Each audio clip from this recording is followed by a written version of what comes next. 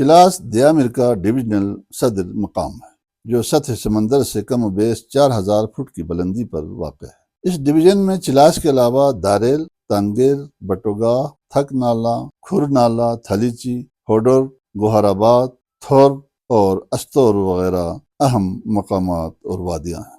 ہٹوکوٹ چلاس کی سب سے بڑی اور قدیم آبادی بتائی جاتی ہے۔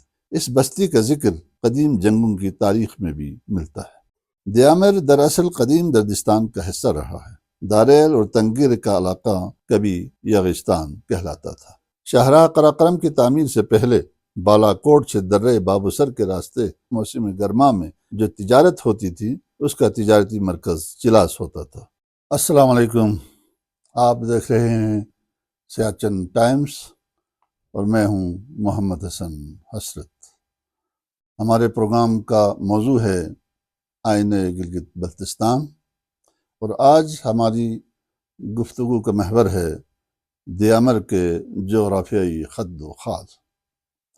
محترم ناظرین، دیامر گلگت بلتستان کا ایک ڈویژن ہے جو گلگت سے کم و بیش 80 میل کی مسافت پر ایک طرف دریائے سندھ اور شاہراہ قراقرم کے دائیں بائیں آباد ہے، جبکہ اس کا دوسرا حصہ استور ہے۔ اس ڈویژن کا کل رقبہ کم و بیش 14,000 مربع کلومیٹر اور آبادی اندازاً 3 لاکھ کے قریب ہے۔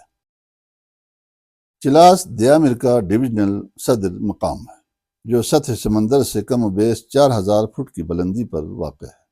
آج کی ہماری گفتگو اس ڈویژن کے صدر مقام چلاس اور گرد و نواح کے علاقوں کے جغرافیائی خد و خال کے حوالے سے ہوگی۔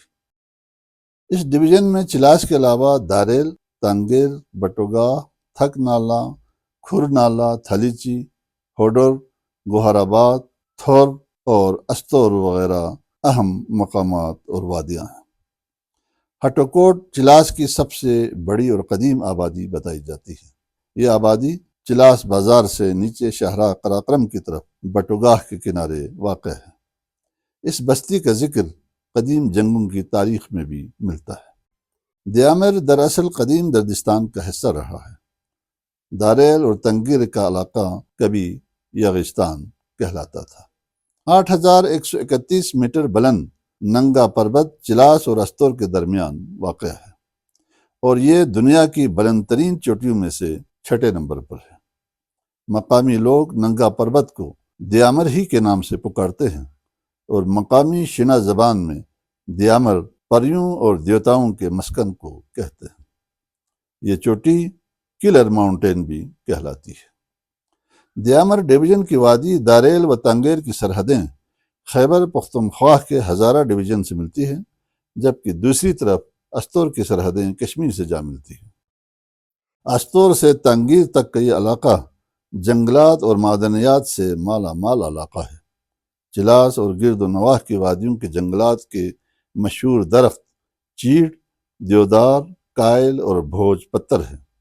داریل و تانگیر کے علاقوں کے جنگلات نہ صرف مقامی عمارتی لکڑی کی ضروریات کو پورا کرتے ہیں بلکہ بہت ساری عمارتی لکڑیاں برآمد بھی کی جاتی رہی ہیں۔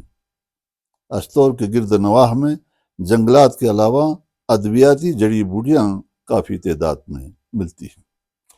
دیامر ڈویژن کا پورا علاقہ چلغوزے کے لیے بھی شہرت رکھتا ہے، جو ایک قسم کے جنگلی درخت سے حاصل ہونے والا مقوی پھل ہے۔ ان جنگلات میں مختلف قسم کے جانور یعنی ہرن، مارخور، مرغ زرین، رام چکور وغیرہ بھی پائے جاتے ہیں۔ ان کے علاوہ بھیڑیے اور برفانی چیتے جیسے وحشی درندے بھی یہاں موجود ہیں۔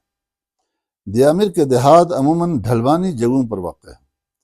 داریل، تانگیر، تھک اور کھر نالے کے لوگ زیادہ تر بھیڑ بکریاں پالتے ہیں۔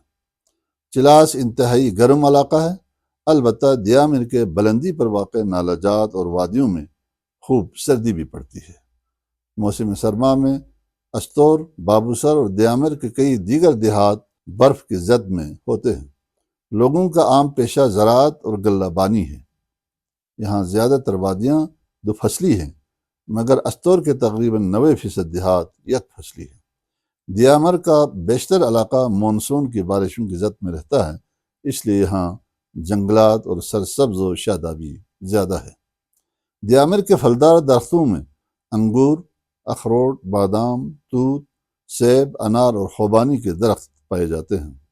موسم گرما میں داریل، تانگیر، بابوسر، کالا پانی اور استور میں راما کا علاقہ سیاحوں کے لیے جنت سے کم نہیں۔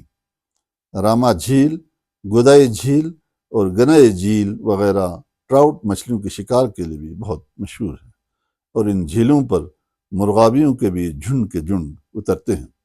ان کے علاوہ ایک سروے کے مطابق دیامر 321 قسم کے مختلف پرندوں کی آماج گاہ بھی ہے۔ دیامر کا ایک سیاحتی مقام فیری میڈوز ہے، جہاں تک پہنچنے کے لیے چلاس قریب ترین شہر ہے۔